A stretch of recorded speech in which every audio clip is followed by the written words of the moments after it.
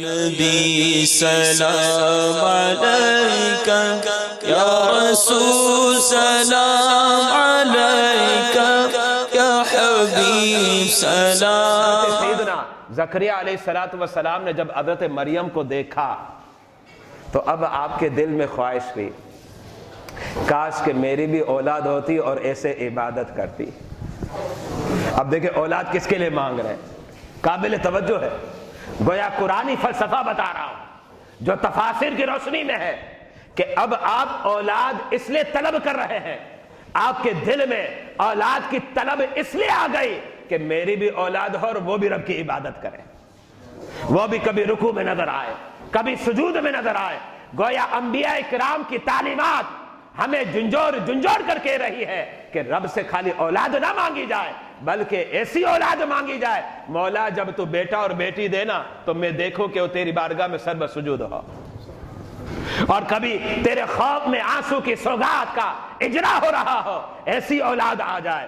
گویا قرآن اور حدیث جو ہے ہمیں سکھلا رہے ہیں اگر اولاد نیک ہے تو کام کی ہے، اگر نیک نہیں تو پھر نکمی ہے۔ پھر کیا مقصد اولاد کا؟ اس لیے کہ اولاد ہمارے پھل ہیں، قرآن نے اسے پھل قرار دیا، اور پھل اس وقت مفید ہوتا ہے کہ جس کے اندر کیڑے نہ لگے ہو، جس کے اندر کیڑے نہ لگے ہو، جس کے اندر گندگی نہ ہو۔ اگر کیڑوں کو نکالنا ہے اور آلودگی سے پھل کو صاف کرنا ہے تو پھر رب کی بارگاہ میں یہ مانگا جائے، اے مولا اولاد دے تاکہ میری اولاد دین کی خدمت کرے، ایسی اولاد دے کہ اس کی زبان پر تلاوت قرآن جاری ہو، ایسی اولاد دے کہ جس کی زبان پر نبی علیہ السلام کے درود کے گلدستے جاری ہو، اس کی زبان سے ہی نکل رہا ہو۔ ایسی اولاد مانگے جو پیاری اولاد ہے، فرما بردار اولاد ہے، جس کے دل میں جو ہے قرآن اور حدیث کا درد نظر آتا ہو، خوف خدا طاری نظر آتا ہو، نبی علیہ السلام کے عشق سے ان کا دل لبریز نظر آتا ہو۔ یہ تعلیم ہے حضرت زکریا علیہ السلام کی، اور بات میں قرآنی پیش کر رہا ہوں جو ائمہ تفاسیر کی روشنی میں ہے، قرآنی بات پیش کر رہا ہوں۔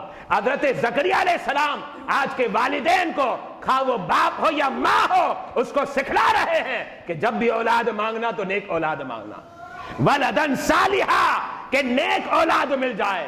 حضرت زکریا علیہ السلام کے دل میں یہ بات تو آ گئی کہ مولا اب طلب ہو گئی ہے، پہلے طلب نہیں تھی اولاد کی، کبھی توجہ ہی نہیں گئی کہ اولاد ہو، میں تو اپنے کاموں میں لگا رہا جو تو نے مجھ پر مقرر کیے تھے، وقت ہی نہیں مل رہا تھا، اپنے کاموں سے فرصت ہی نہیں تھی، لیکن آج سے قبل جو ہے طلب نہیں تھی اور مانگا بھی نہیں ہے، لیکن اب طلب آ گئی ہے۔ حضرت سیدہ مریم کو دیکھ کر جب طلب آئی تو ایک اور بات ذہن میں آ گئی کہ اب اولاد ہوگی کیسے؟ 120 سال کا تو میں ہو گیا ہوں اور بیوی 98 برس کی ہے، اس عمر میں اولاد کیسے ہوگی؟ لیکن حضرت زکریا علیہ السلام نے کیا کیا پتہ آپ کو؟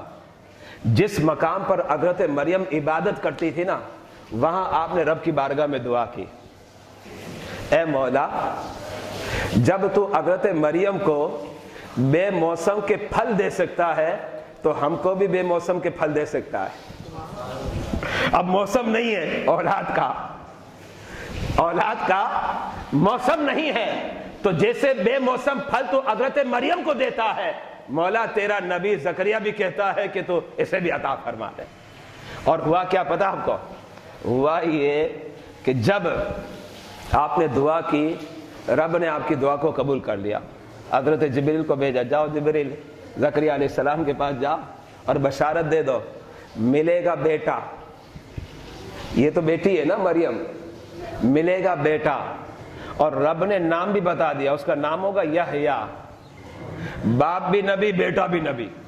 حضرت زکریا علیہ السلام بھی نبی ہے اور حضرت یحییٰ علیہ السلام بھی نبی ہے، اس کی بشارت دے دی، اور رب نے دعا کو قبول فرمایا اور یحییٰ علیہ السلام سے حضرت زکریا کو سرفراز فرمایا۔ یہاں ایک قابل توجہ بات ہے، وہ بات یہ ہے حضرت زکریا علیہ السلام نے دعا وہاں کیوں مانگی؟ مریم کے حجرے میں مقامات تو بہت تھے نا، اور اس میں بھی کوئی شک نہیں کہ حضرت زکریہ علیہ السلام حضرت مریم سے افضل ہے. ظاہر بات ہے حضرت زکریہ نبی ہے, حضرت مریم نبی نہیں. عورت تو نبیہ ہو ہی نہیں سکتی, وہ تو ولیہ ہے.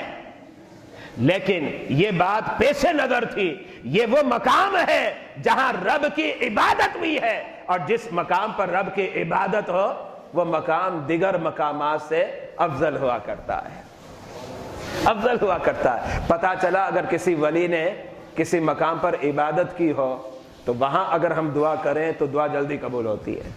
یہی وجہ ہے کہ وہ مقامات جہاں چلہ کشی کرتے ہیں اولیاء کرام, اور ہم کہتے ہیں یہ چلہ گاہ ہے, یہ غوث اعظم کا چلہ گاہ ہے, یہ فلاں کا چلہ گاہ ہے, لیکن یہ بات ذہن میں رکھیے گا یہ کنفرم ہو کہ چلہ گاہ ہے, بناوٹی نہ ہو. اس لیے کہ بناوٹیوں کی بھی بڑی آج کل کوئی کمی نہیں ہے. حقیقت یہ ہو کہ حقیقی طور پر یہ غوث اعظم کا چلہ گاہ ہے, خواجہ غریب نواز کا چلہ گاہ ہے, بابا فرید گنج شکر کا چلہ گاہ ہے, تو پھر اس مقام پر دعا کریں, انشاءاللہ اللہ جلد دعا قبول فرمائے گا. یہ تعلیم گویا حضرت سیدنا زکریا علیہ السلام کے عمل سے ہمیں نصیب ہوئی.